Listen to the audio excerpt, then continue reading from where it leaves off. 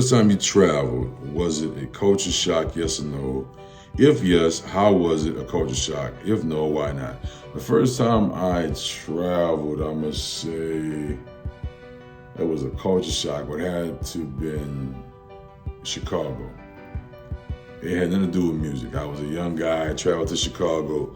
First couple of days getting there, I'm 14 years old. This older guy asked me, did I want to box? He was like 25, bro.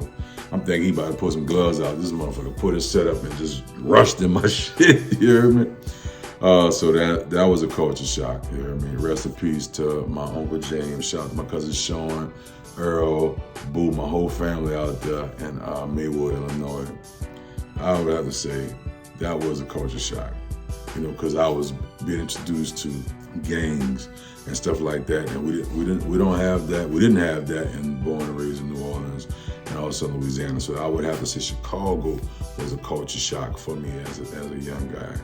Top 3 tours you've been a part of. Top 3 tours, I'd have to say No Limit tour, after we just signed Snoop. I'd have to say a Snoop Dogg tour we did overseas. That's right before I dropped Street Life. So that had to be late 98. Well, I'm gonna have to give you about 4 or 5. You remember the Jet Life tours, of course, the Smokers Clubs tour, and the No Limit Reunion tour. So that's like 6, so my bad. You know what I mean? You got, 3 times 2. What's on your rider when you get booked? What's on my rider when I get booked? I want grilled chicken. You heard me? Gotta have that Barnyard Pimp. You heard me? For those who couldn't translate, I said Barnyard Pimp. Bam. I want some great water. You know what I mean? Some Fiji. Plenty of dry towels to dry myself. I want 2,000 yellow M&Ms. No, I'm just bullshitting. I want some little Zuzus and Wham Whams for me and my entourage, my people, so we can enjoy ourselves. But those are the essentials, for the most part. Yeah, I don't need a whole lot of alcohol. If I do, I get it for everybody else. I'm not a heavy drinker like that. I'm what you call a sociable drinker. You heard me? Some pour it in the glass, I pour mine in the paper. You heard me? If you could write a horror movie, who would be your cast? What's the synopsis and what's the name of it? Man, if I could write a horror movie, I'm not gonna say the name of it because I may intentionally possibly use that. But my cast would be Mike Epps, always to keep a balance of serious and funny. Kevin Hart, Johnny Depp, Denzel Washington. You hear me? Try something completely. What's the synopsis? The synopsis of the movie would be probably making it in the music business and use some of those actors I named as CEOs of record companies or business movers and shakers and showing the ugly side of the music industry that can be horrible and traumatizing to some people that really make some real trip some people out here. And now that I think of it, I would probably name it The Industry. So don't steal my shit. You heard it here first. You heard me? You heard it here first. Do you feel the deal you signed would have been offered to you in this era of entertainment? Fuck and no. Nobody paying nobody like how we got paid then on upfront money, but it's just a glorified loan, you know what I'm saying? You're gonna pay it back one way or another. So you take that money, if you get advances on doing any type of musical deals, any type of deals, and invest that money immediately.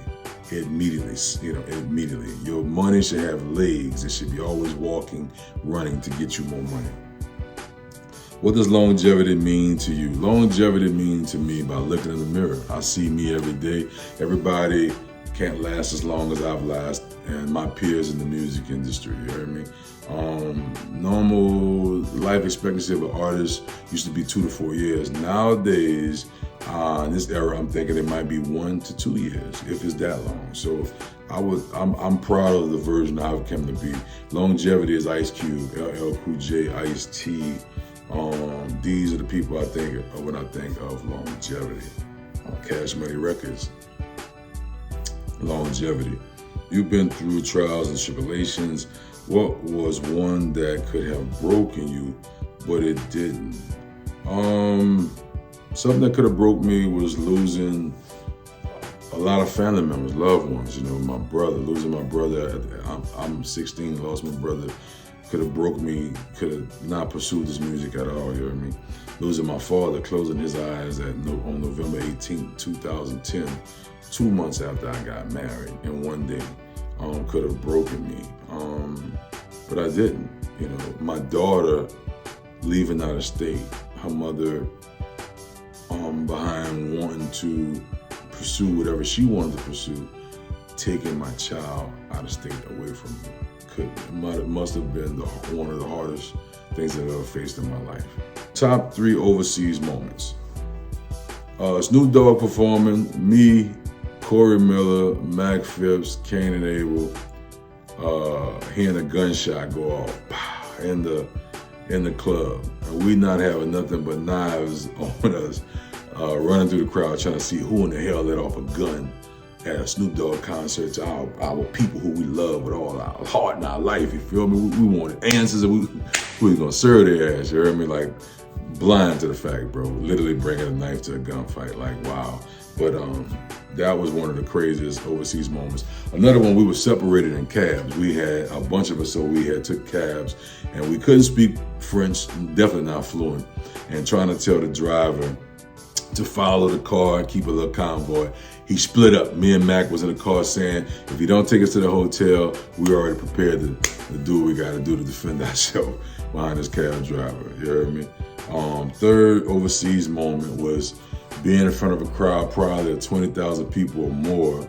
Me, Mac, C-Murder, Magic, Cain and Abel, witnessing Snoop do this amazing show, and he getting the crowd to say Tupac name, you know. All you heard was, let me hear you say Tupac. They responded, Tupac, you know. That was pivotal. I remember going to the room and Mac telling me, like, say, bro, like, that is the type of fans I want. This is why I do music, for people to embrace it like that. That had to be 3 large moments right there.